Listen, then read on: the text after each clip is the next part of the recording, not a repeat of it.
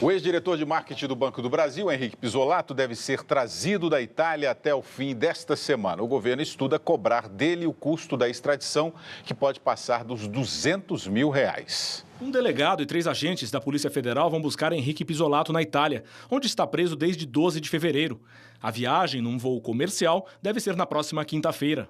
A extradição do ex-diretor do Banco do Brasil, que fugiu em setembro de 2013 após ser condenado no processo do Mensalão, só foi possível por causa de um acordo de cooperação judicial entre o Brasil e a Itália. O processo já custou ao país mais de R$200 mil. Só a Advocacia Geral da União gastou R$164 mil com a contratação de advogados na Itália e R$21 mil com viagens de procuradores. A tradução de documentos custou cerca de R$20 mil. O valor daria para comprar, por exemplo, 7 carros populares. Se a gente conseguir recuperar, tá certo, essas despesas junto a ele ou junto a esses recursos que ele andou desviando, eu acredito que vai ser importante. Mas eu acho que o mais importante mesmo é a gente começar a punir aqueles que praticam crimes contra o interesse público, contra a sociedade. A Advocacia Geral da União pretende cobrar de Pisolato os custos da extradição.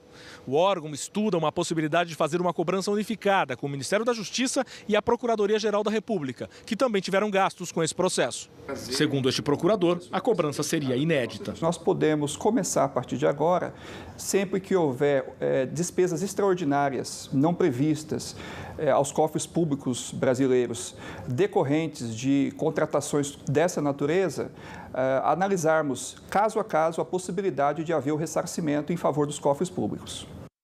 Vila, é justo que o Pisolato pague esses custos? É justo. Agora precisa ver se é a base legal para isso. É bom lembrar que o Pisolato, eu acabei acompanhando o julgamento do Mensalão inteiro, sempre digo, não por prazer, mas por obrigação de ofício, e ele controlava o fundo Visanet, recebeu uma pena severa, inclusive multa pecuniária, além de vários anos de cadeia, e fugiu. Fugiu tudo planejado, inclusive usando os documentos do irmão, que já tinha falecido, votou em nome do irmão em 2008 na eleição municipal e acabou fugindo e tal.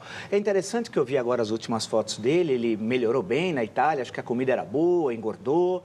Agora ele vem para Papuda, ele pode encontrar alguns companheiros da época do Mensalão, só que agora estão no Petrolão. Né? Os velhos companheiros partidários desse senhor. Agora, é interessante, William, ver como é que funciona a justiça num país democrático. Ela não se dobra a qualquer tipo de pressão. Aqui no Brasil, nós tivemos o episódio Cesare Battisti, que a gente tem sempre que lembrar que é uma vergonha na história do Brasil, participando de 4 homicídios, e muitos falaram assim, não, em represália, o governo italiano não vai extraditar o Pisolato. Não, um governo democrático, plenamente democrático, que não tem ligação política partidária com terroristas e bandidos e assassinos como é o Battisti. O que aconteceu? O Pisolato veio aqui para o Brasil. Enquanto isso, nós continuamos abrigando uma pessoa que foi julgada num país onde vigora o Estado Democrático de Direito, como é a Itália, foi condenada por participação de 4 homicídios e está aqui no Brasil. Portanto, nós abrigamos um assassino. Vila, o Visanet desviou 80... Sem valores atualizados, na época era 73 milhões, sem valores atualizados. O Gabriel P. está perguntando, o que é esse tal de Visanet? É o fundo do Banco do Brasil, né, que servia também para desviar dinheiro para propaganda, que é a jogada, aí que entra o Marcos Valério.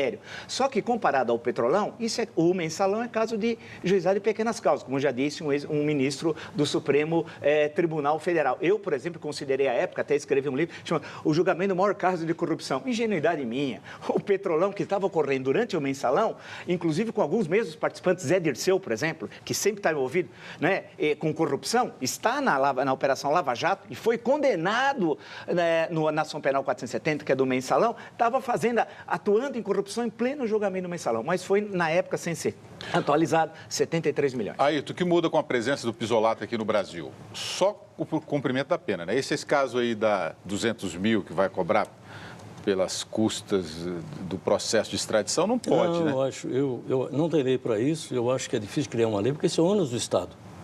O Estado tem uma pessoa foragida e vai buscá-lo. E, aliás, vamos lembrar, Ministério da Justiça, Procuradoria-Geral da República e Advocacia Geral da União, o trabalho foi um trabalho consequente. Eles agiram com tudo que podiam para conseguir trazer o Pisolato para que viesse cumprir pena no Brasil. E a tese da defesa do Pisolato é uma tese muito frágil. Dizer que as cadeias brasileiras não ofereciam condições de segurança. É claro que muitas cadeias brasileiras não oferecem nenhuma condição de segurança, mas há algumas. Essa, por exemplo, foi recomendada a Papuda, onde estiveram presos os outros que participaram do mensalão e de outros crimes, também contra o erário público. Essa funciona.